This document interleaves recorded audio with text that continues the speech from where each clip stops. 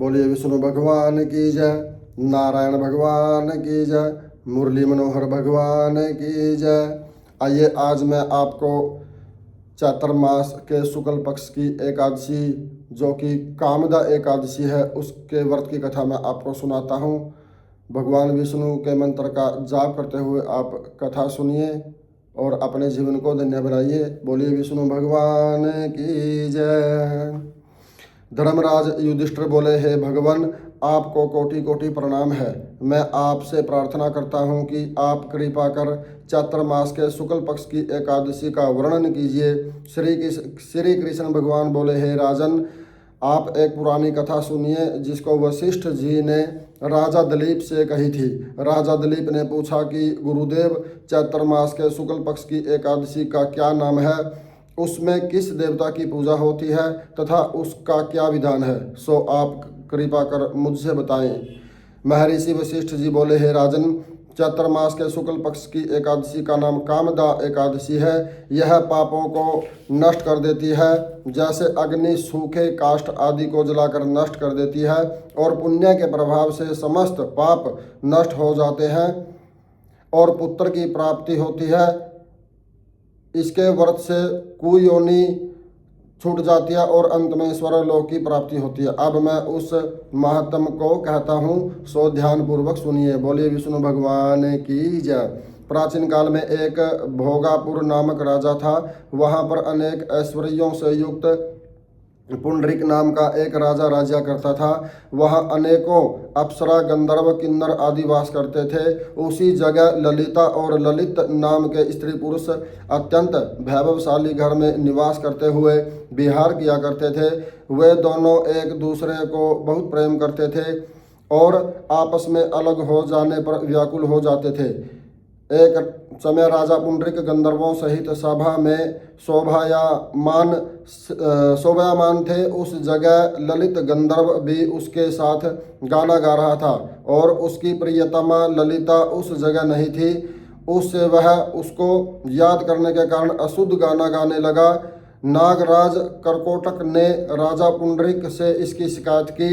इस पर राजा पुंडरीक ने ललित को श्राप दे दिया कि अरे दुष्ट, तू मेरे सामने गाता हुआ भी अपनी स्त्री का स्मरण कर रहा है। इसे तू कच्चे मांस और मनुष्य को खाने वाला होगा। तू महापापी है, अपने कर्म का अब तू फल भोग। राजा पुंडरीक के श्राप से वह ललित गंधर्व उसी समय एक विकराल राक्षस हो गया। उसका मुख भयानक हो गया, उसके नेत्र सूर्य चंद्र के समान प्रदीप होने लगे, मुंह से अग्नि निकलने लगी, उसके सिर के बाल पर्वतों पर उगने वाले वृक्षों के समान दिखाई देने लगे, उसकी भुजाएं 2 योजन लंबी हो गई। इस तरह उसका 8 योजन का शरीर हो गया। राक्षस हो जाने पर उसको महान दुख मिलने लगा और अपने कर्म का फल भोगने लगा। जब ललिता को अपने प्रियतम ललित का ऐसा हाल मालूम हुआ तो वह बहुत दुखी हुई। वह सदैव अपने पति के उद्धार के लिए विचारने में लगी कि मैं कहाँ जाऊं और क्या करूं। वह राक्षस घोर वनों में रहने लगा और अनेक प्रकार के पाप करने लगा। उसकी स्त्री विलाप करती रहती।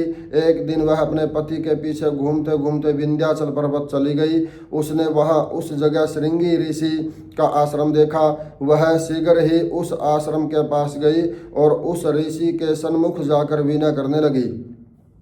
उसे देखकर श्रृंगी ऋषि बोले कि हे सुभगे, तुम कौन हो और यहाँ किस लिए आई हो? ललिता बोली, हे मुनि, मैं वीर बंधुआ नामक गंधर्व की कन्या ललिता हूँ। मेरा पति राजा पुंडरीक के श्राप से एक भयानक राक्षस हो गया है। उससे मुझको महान दुख हो रहा है। आप उसे राक्षस योनि से छूटने का कोई श्रेष्ठ उपाय बतलाए। तब श्रृंगी ऋषि बोले, उसी अरि गंधर्व कन्या ललिता, अब चैत्र मास शुक्ल पक्ष की एकादशी है। उसके व्रत करने से मनुष्य के सब कार्य शीघ्र ही सिद्ध हो जाते हैं।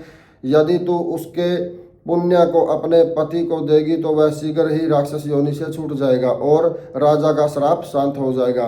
मुनि के ऐसे वचनों को सुनकर ललिता ने आनंद पूर्वक उसका व्रत किया और द्वादशी के दिन ब्राह्मणों के सामने अपने व्रत का फल अपने पति को दे दिया। और भगवान से प्रार्थना करने लगी, हे प्रभु, मैंने जो व्रत किया है उसका फल मेरे पति देव को मिले, जिससे कि उसकी राक्षस योनि शीघ्र छूट जाए।